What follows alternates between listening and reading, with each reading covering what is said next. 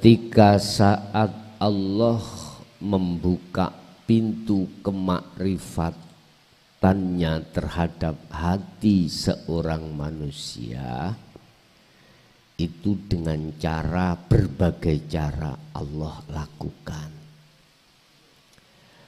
Tentunya si manusia kita bisanya itu mengalir mengikuti apa yang menjadi petunjuk Allah. Allah memberikan tanda-tanda terhadap hamba yang dikehendaki seperti ini. Urusan cara Allah membukanya itu urusan Allah, cuman ada tanda-tandanya. Pertama, tanda-tandanya adalah yastami'unal qaula. Kalau bahasa Nabi Adam, bisanya kembali kepada Allah, negeri asalnya adalah beliau itu menerima kalimat, artinya menerima wahyu Allah yang isinya untuk lekas kembali padanya. Tanda pertama adalah ketika kita itu mendengar apa petunjuk yang disampaikan oleh Allah lewat Kanjeng Nabi. Yastami'unal qaula, hati kita bisa terima. Apa yang kita dengarkan itu sebuah ilmu, sistem. Inilah petunjuk pertama di situ. Ketika Rasulullah menyampaikan dinut tauhid, khusus tentang rohaniyah, kita sebagai umat itu menerima di hati, gak langsung menolak, diterima. Ketika mendengarkan lewat telinga, hati berbicara, mengangan-angan dari apa yang bersifatkan petunjuk ilmu. Dari situlah di dalam hati jenengan ada satu kesadaran. Contoh-contoh dikatakan walillahil masyriqu wal maghrib. Semua makhluk mulai jagat timur sampai jagat barat itu yang menciptakan, yang memiliki, yang menguasai segala hal apapun di situ adalah Allah. Loh, hati kita ada rasa keyakinan itu benar. Akhirnya faham.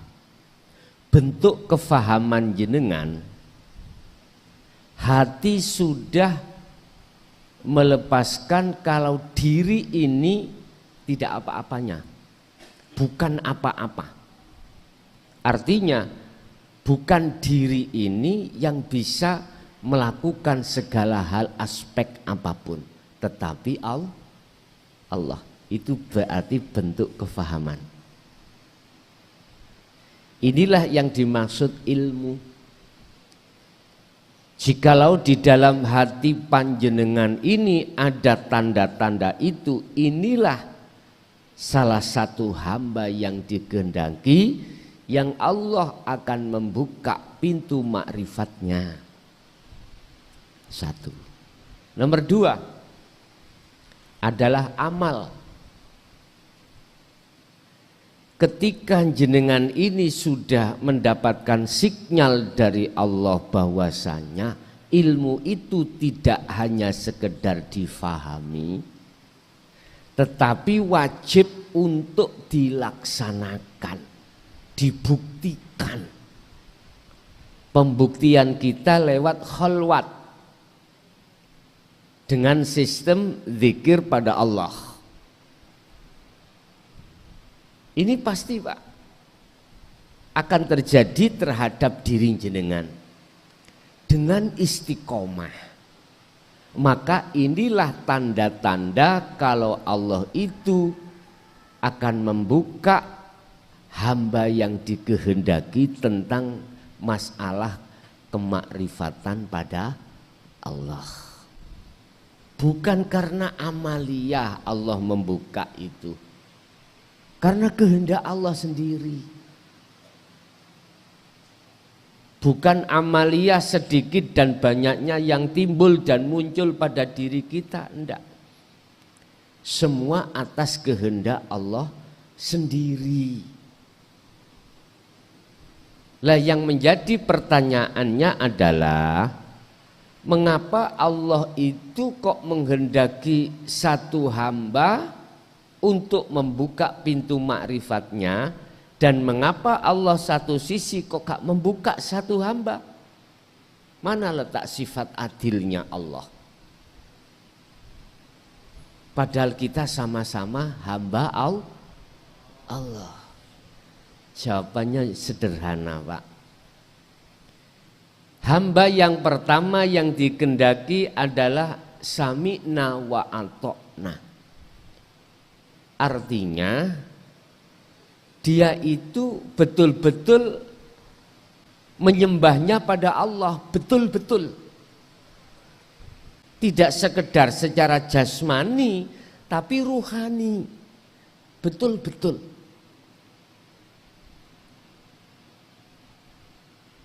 Asbabun nuzul di dalam hati jenengan seperti inilah akhirnya Allah menurunkan wahyunya.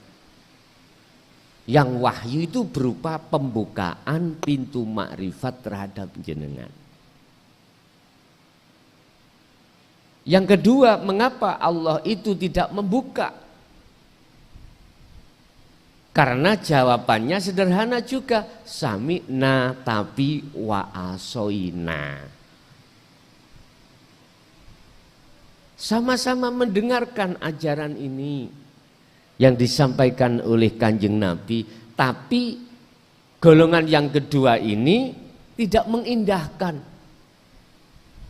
Bahkan al-mala'u kadzabu, kebanyakan pemimpin-pemimpin yang ada di depan itu menolak,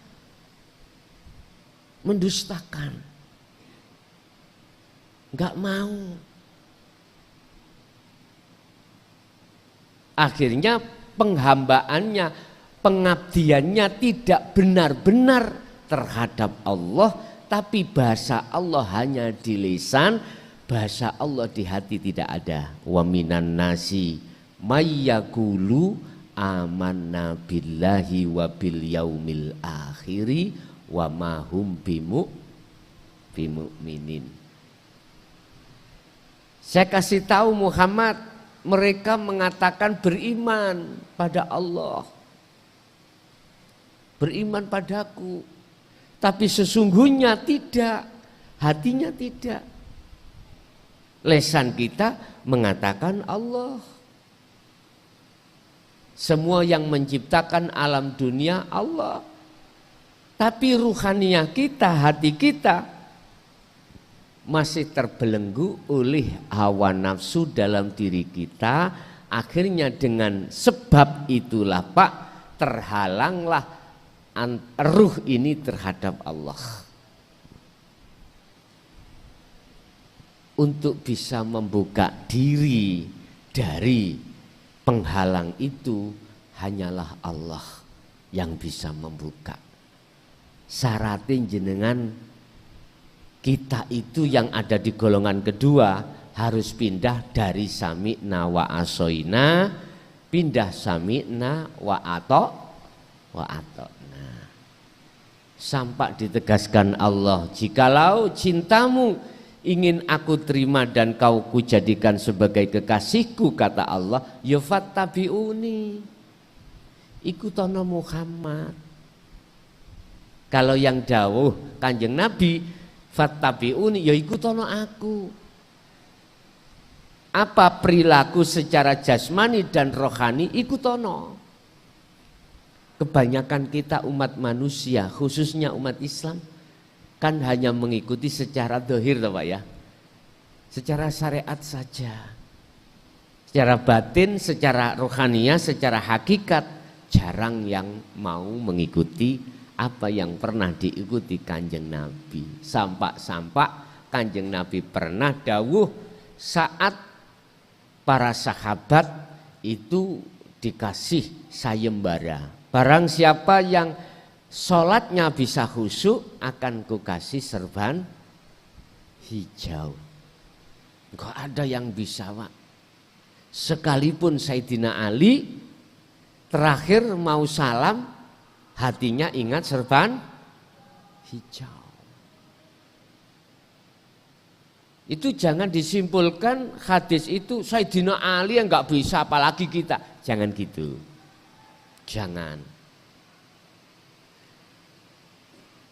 Sarahnya hadis itu siapapun kita, tatkala ruhaniyah ini masih ada penghalang terhadap Allah, pasti nggak bisa.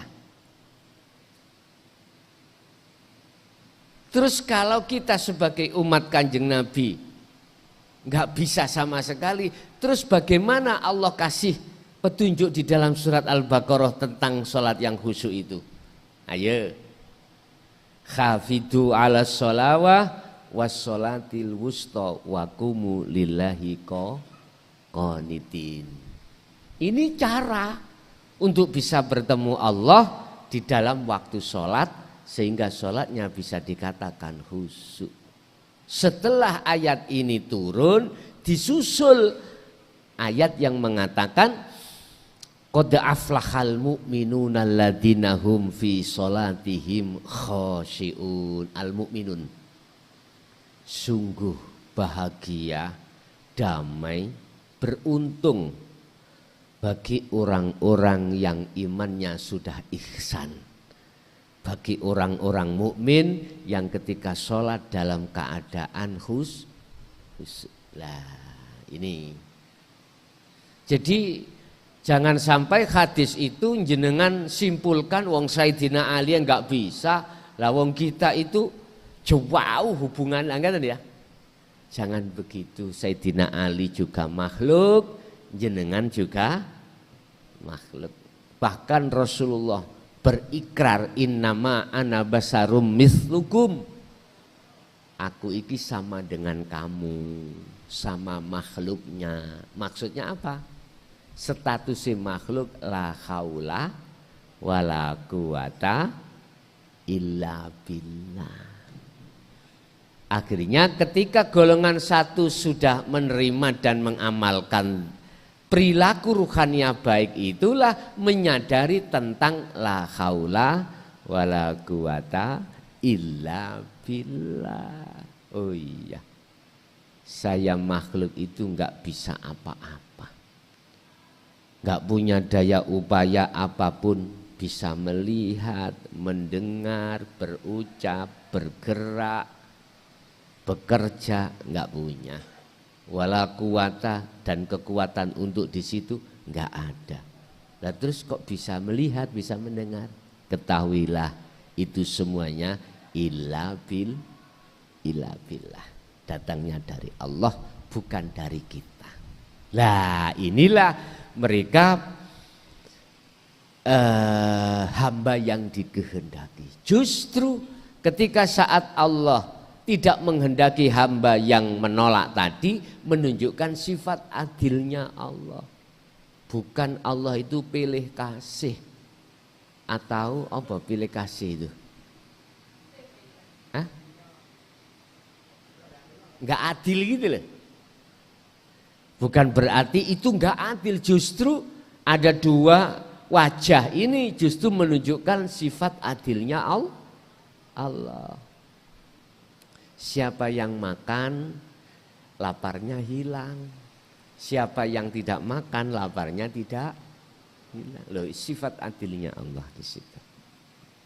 Bon, Bapak Ibu hadirin jamaah rahimakumullah, berkenaan dengan Allah membuka pintu kemakrifatan terhadap hambanya. Khusus makola ini Allah menjelaskan, qala musonnifu rahimahullah, idza fatahat tatkalane buka sapa Allah laka maring sira,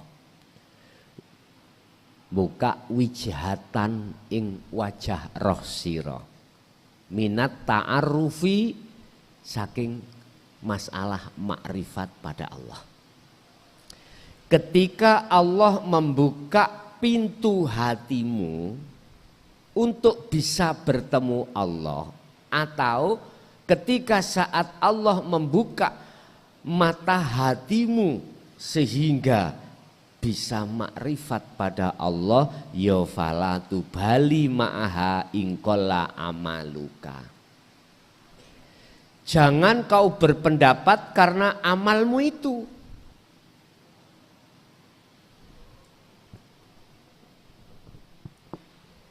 Pun harus dipahami tentang amal.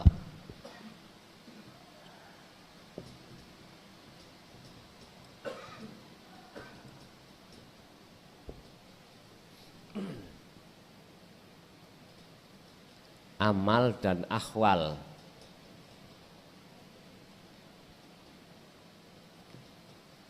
Jasad, ruh atau kolbun.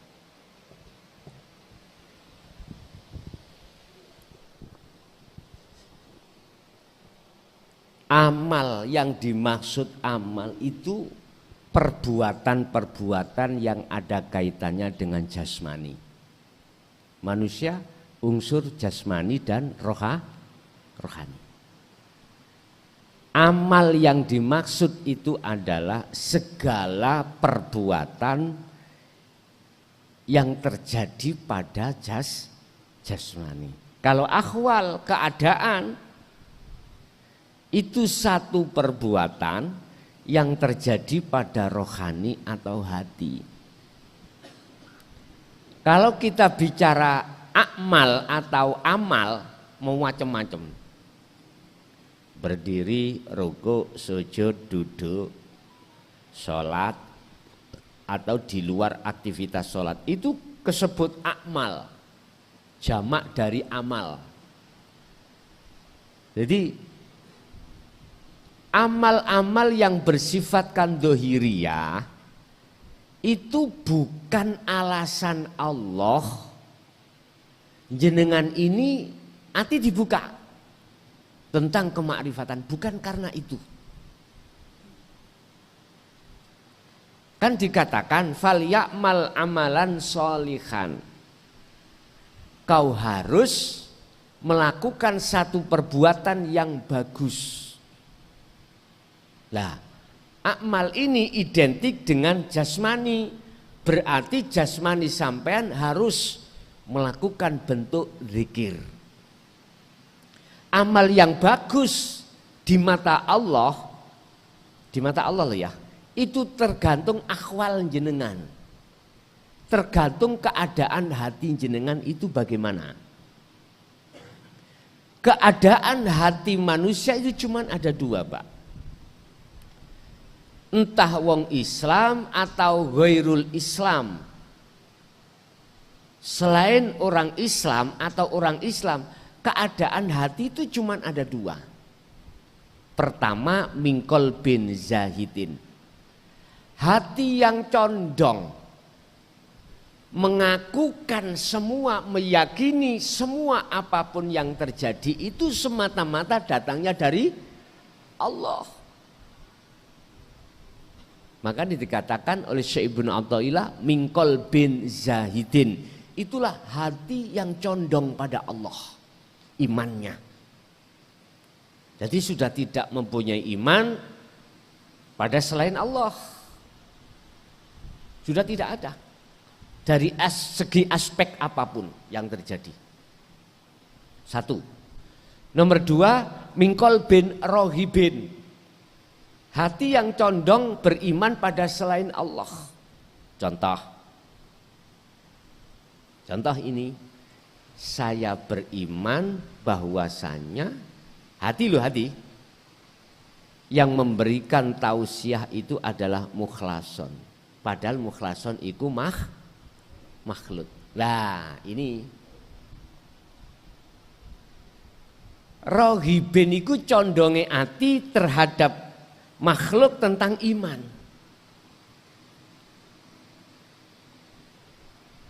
Wis gak ngomong hudan kok udah temenan tadi gawe. Lainnya aja. Kita haus terus minum air. Ya. Hilanglah rasa haus.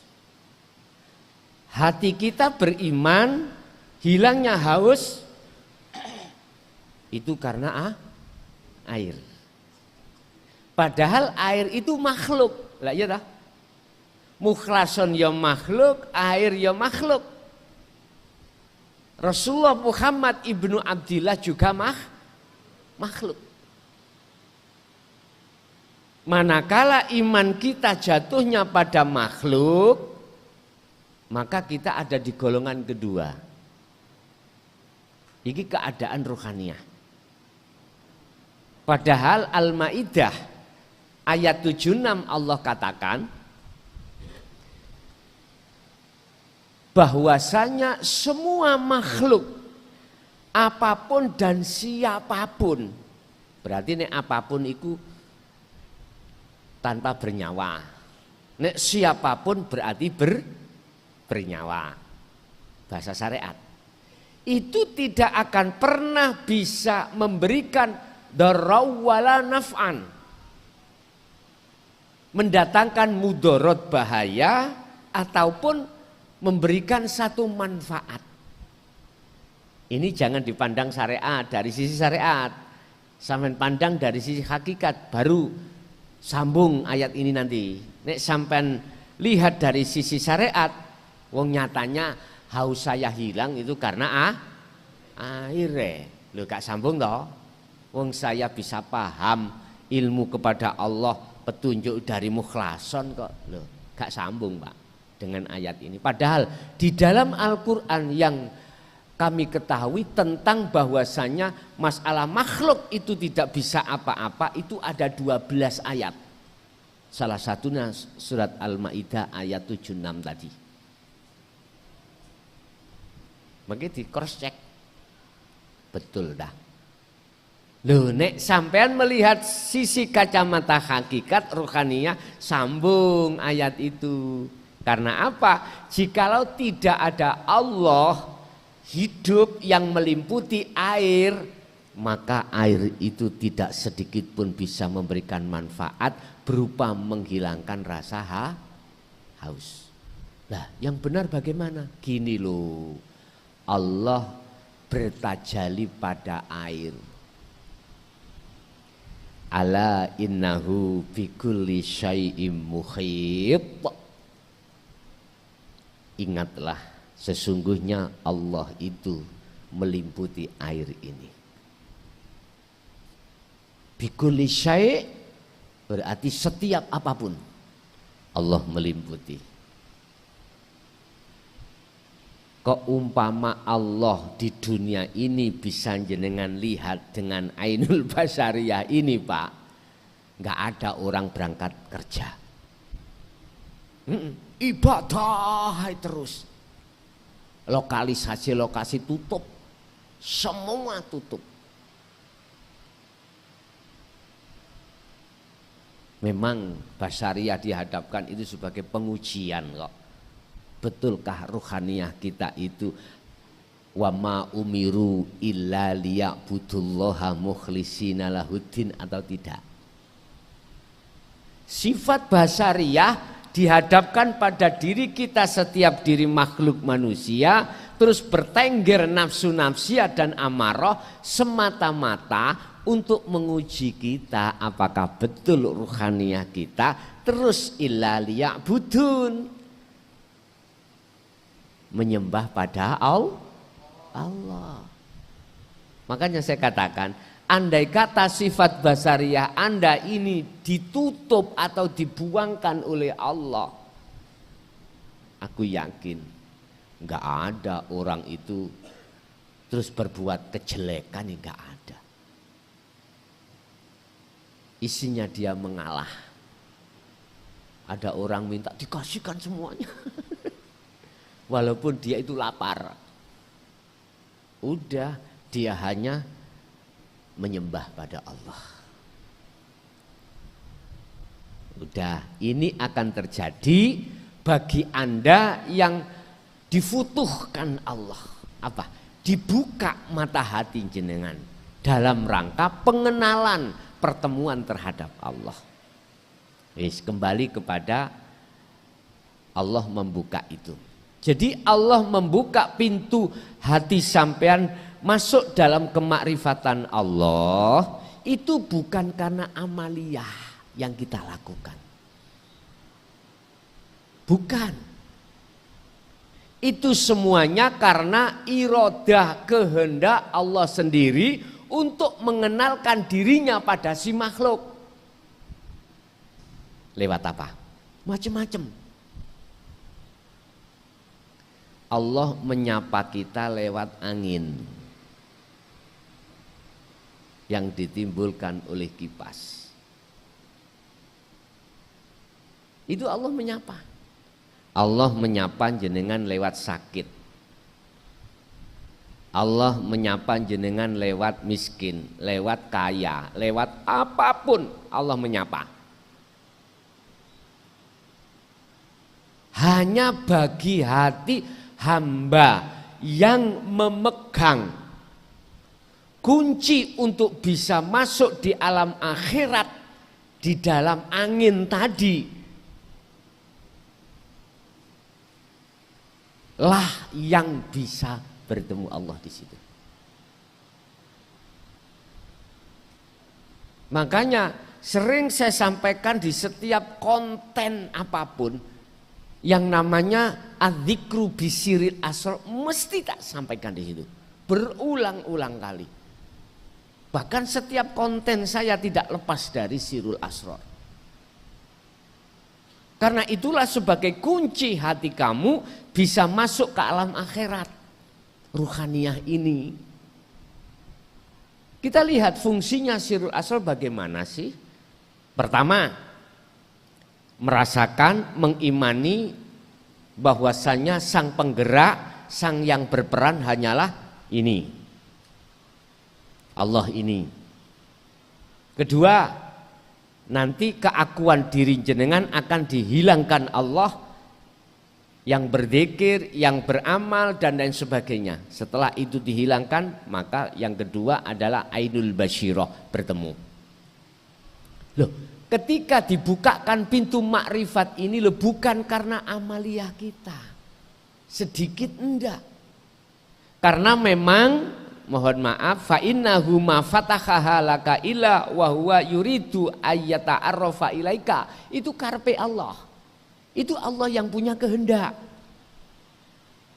Artinya apa, Pak? Jenengan kalau pingin sakdek saknyek, apa sakdek saknyek ya? Sak kejapan mata bisa masuk di alam akhirat, dibuka pintunya itu, lepaskan segala hal apapun yang terjadi pada diri kita, terutama waktu dzikir. Jangan ngaku-ngaku kalau kita yang dzikir, paham ya? Sekalipun amaliyah itu kelihatannya sedikit tapi berbobot, Pak. Hanya merasa mengimani dalam hati sampai keadaannya itu dalam kondisi kolben zahidin inilah yang ku maksud. Hati selalu condong menyang Allahnya, maka disinilah sak kejap. Sehingga kalau boleh saya katakan berarti alam akhirat itu tidak jauh. Alam akhirat itu kita gak usah menunggu apa yang diterangkan di dalam hukum syariat. Besok kalau sudah hari kiamat, Israfil menyebul, apa? Meniup trompetnya, bukan itu. Ya lama Pak sampai nunggu ke sana.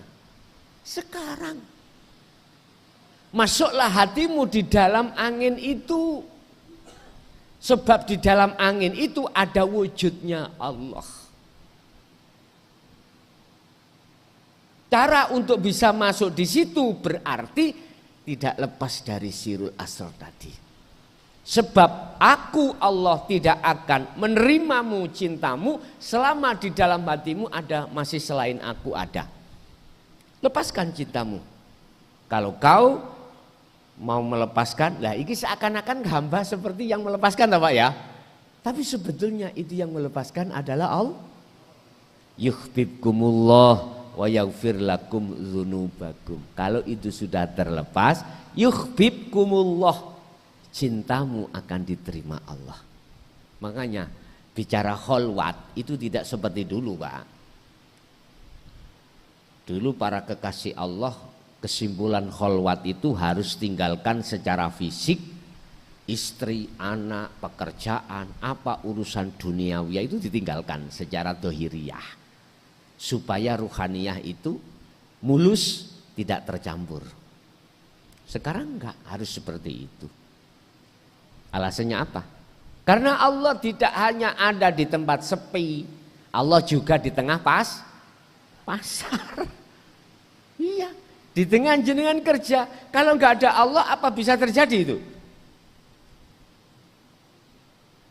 Karena apa diperbolehkan sekarang itu berkholwat di tengah-tengah tempat ramai atau pekerjaan? Karena ini sudah zamannya ilmu ini wajib digelar secara umum. Bisa, itu jawabannya. Kalau dulu jangankan di umum, Pak, di tempat khusus aja masih ada jarak antara mursyid dengan murid, antara kiai dengan santri. Akhirnya kalimah dawuh-dawuh yang disampaikan itu masih memakai berbau isyarah. Akhirnya kita sebagai murid ndase ngeluh, paham? Enggak. Ya kalau boleh tanya, Pak, enggak boleh tanya. Wong saya sendiri pernah kok dipisui Mbah Khozin Pondok Ringin Agung. Gara-gara saya tanya, wujudnya Allah itu bagaimana, Mbah? Langsung dipisui fasih kayak arek Surabaya. Kiai ku, Pak, yo. Mungkin ada yang kenal Mbah Khozin Pondok Ringin Agung Kediri. Beliau salah satu tokoh tentang tasawufnya itu kendel. Tapi kendelnya itu di forum gitu loh. Memang zaman dulu, Pak. Nah, zaman sekarang sudah secara blokosuto alias terang-terangan. Karena memang ayatnya sebetulnya di situ. Mungkin dibuka dalam surat Al-Hijr bagaimana cara Rasulullah menyampaikan dinut tauhid ini. Mulai dari ayat kalau nggak salah 92 sampai 99 dengan terang-terangan. Tapi resikonya beliau itu tahu dipisu-pisui umat pada saat itu. Dipisui kaum kafir Quraisy, kaum Taif, walah. Bahasanya dipisui. Tapi bukan hanya di lisan Rasulullah itu. Dipisui oleh umat itu dengan bahasa fisik juga.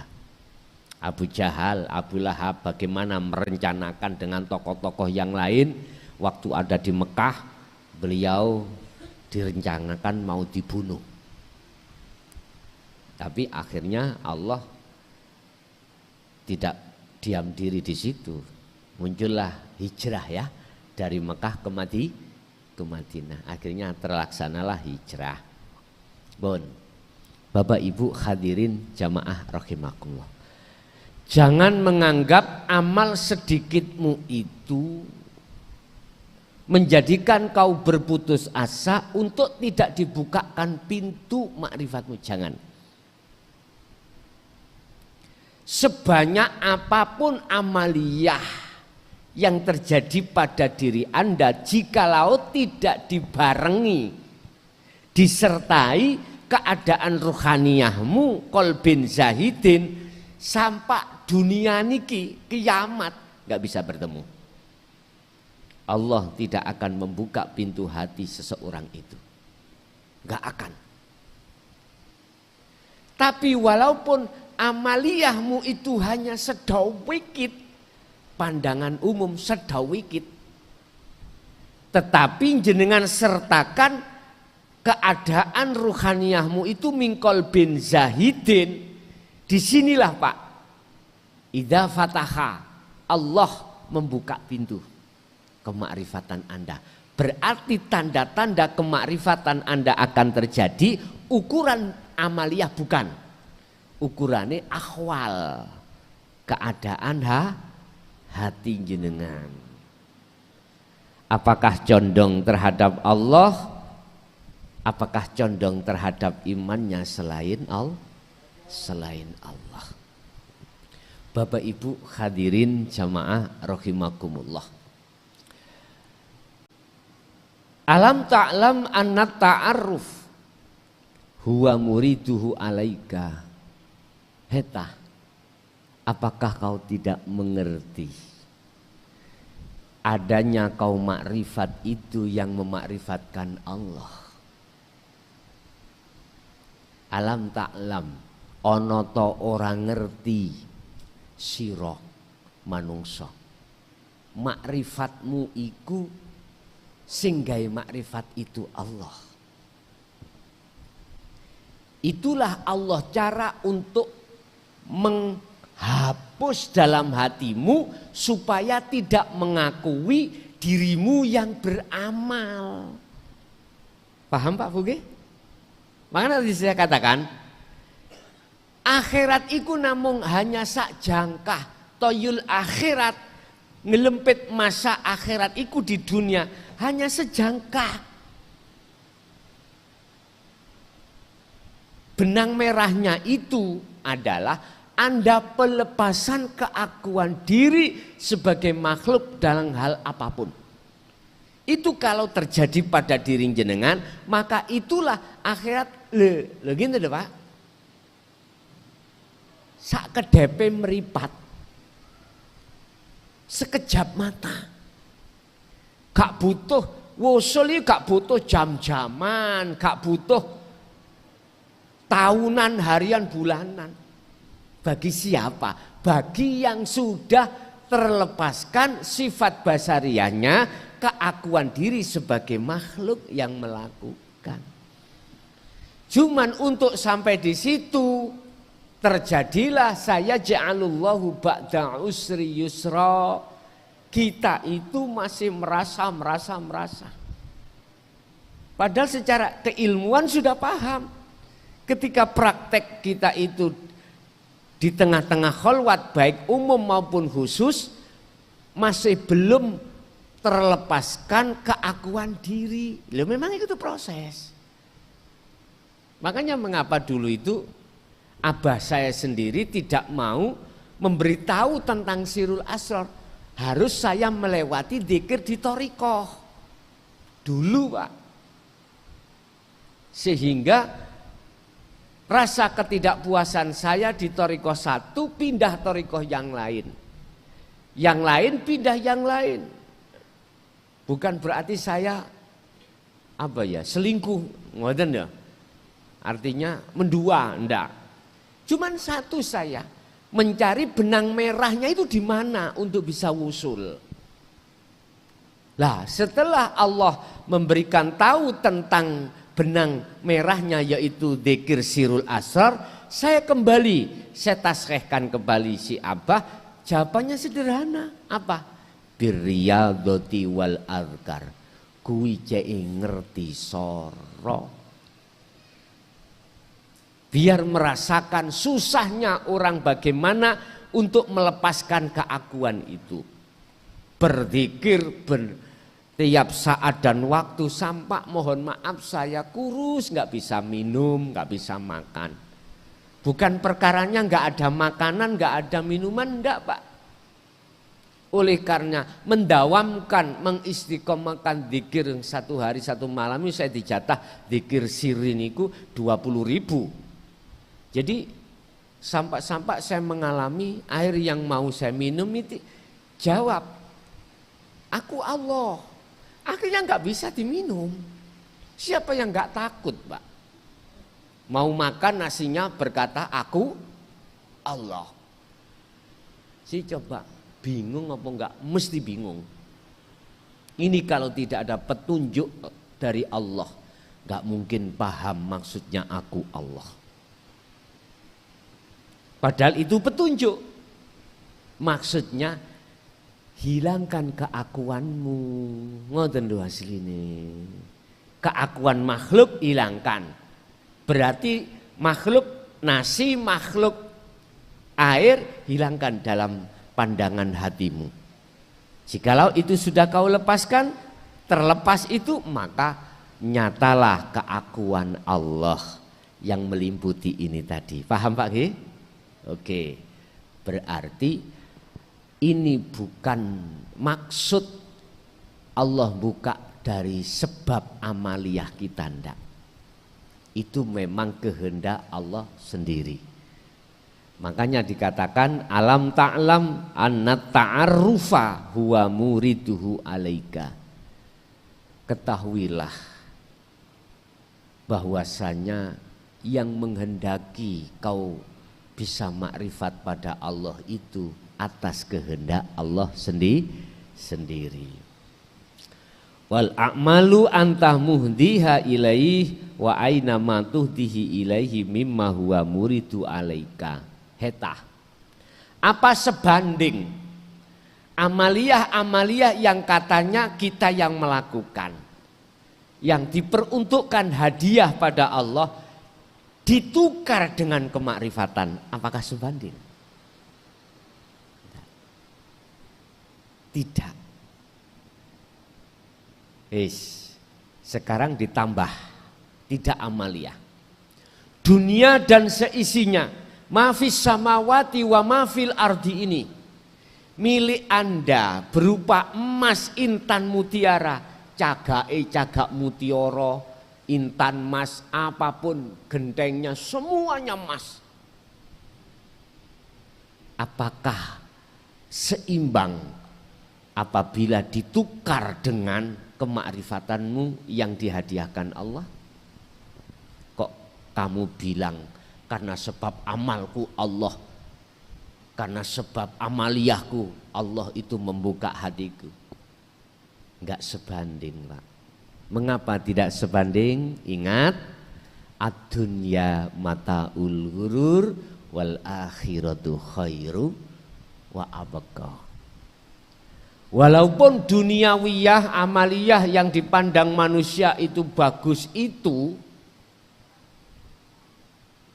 dunia mas dunia saisine wek sampai dewi atau milik Anda sendiri, lama-lama habis mboten?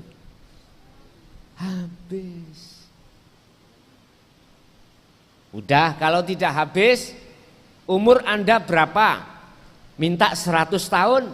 Oke, kurang ditambah 100 lagi menjadi 200 tahun. Oke, minta lagi, enggak mau mati 1000 tahun. Dikasih umur 1000. Nek dibanding wal akhiratu khairu wa abqa, kemakrifatan yang kekal abadi, tidak ada batasnya. Ayo, 1000 tahun sudah terlaksana, hilanglah semua apa yang tadinya kita banggakan. Dunia dan seisinya tadi, intan, mutiara, emas, berlian milik kita, akhirnya juga pisah. Kita tinggalkan, tinggal satu, kehidupan akhiratmu bagaimana.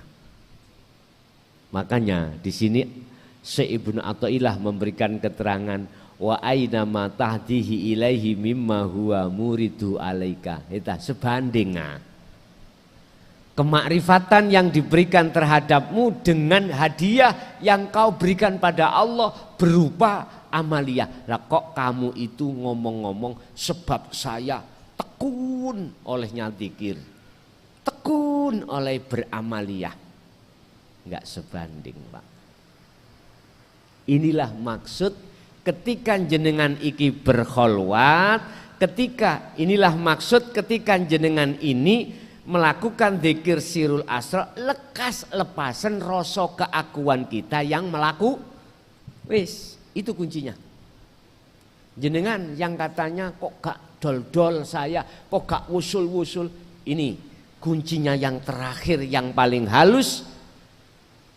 Perkara yang membelenggu ruhaniyah, menghalangi ruhaniyah pada Allah, ya ini rasa keakuan diri sebagai makhluk yang melakukan. Anda tahu caranya, maka disitulah maksudnya sebetulnya Allah yang melepaskan dirimu dari belenggu keakuan diri. Bapak Ibu hadirin jamaah rahimakumullah, kesimpulan ya. Oke, kita sudah menerima ajaran Rasulullah. Oke, langkah berikutnya kita adalah menjaga kholwat lewat zikir kita. Di setiap saat dan waktu, tidak mengenal tempat dan waktu. Zikir tersebut faqadistam sakabil urwatil wuthqa lam fisomalaha, pegang teguh dengan semampu jenengan. Urusan jenengan dibuka hati sampean dalam kemakrifatan, kuncinya sepanjang mana Anda tidak melepaskan keakuan diri Anda. Berarti langkah terakhir Anda harus melepaskan keakuan diri. Baik diri yang berkenaan dengan makhluk dirinya atau makhluk yang lainnya. Contoh, kita dapat ISIS, Pak. Tahu ISIS nggih? Nah, karena angin, lepasan angin itu. Itu kan makhluk di luar diri kita toh. Lepasan angin itu. Otomatis Anda melepas, ini yang melepas Allah dikarenakan sebab musabab jenengan itu membawa kunci sirul asrar tadi. Ini makhluk yang berkenaan dengan selain Anda. Kan ada dua. Pelepasan diri pertama diri sendiri, pelepasan diri makhluk terhadap pelepasan diri makhluk yang berkenaan dengan selain jenengan. Masalahnya kita di dunia ini menghadapi berbagai problem, Pak. Coba kita kerjanya kita jualan. Pasti di situ ada orang lain sebagai pembeli. Lah gitu toh. Oke. Jenengan ini wajib disuruh melepaskan keakuan diri dan keakuan diri makhluk dirinya dan keakuan diri makhluk yang lainnya itu. Coba kalau di sini Anda duduk di situ, masuk di titik itu, itulah benang merah yang harus jenengan tarik. Mesti Allah membuka. Mesti hati sampean bertemu Allah. Amal arif la yarawna li anfusihim syai'an, tanda-tanda nanti bertemu Allah. Dalam diri jenengan sudah tidak ada rasa keakuan makhluk yang segala-galanya. Dua, yusyahiduna annal fa'il huwallahu ta'ala. Yang menjadi isim fa'il subjek hanyalah Allah. Itu di dalam dada jenengan. Udah, ini tanda. Nah, siapa yang sudah masuk di titik itu, maka tatmainul qulub, menerima hatimu keadaan jenjem, keadaan damai, nikmat. Coba nek susah, sulit sampai lakukan di tengah-tengah kerja itu, lakukan, latihlah di dalam waktu sholat. Latihlah di dalam waktu ketika jenengan bersendiri, duduk di bangku sendiri, keadaan berbaring. Sebab sesungguhnya Kanjeng Nabi dan pengikut Kanjeng Nabi itu Allah katakan alladzina yadhkurunallaha qiyaman wa qu'udan wa ala junubihim. Beliau selalu tidak hanya ketika saat berdiri, ketika saat dia duduk, ketika saat dia berbaring, selalu rohaniyahnya itu berzikir pada Allah.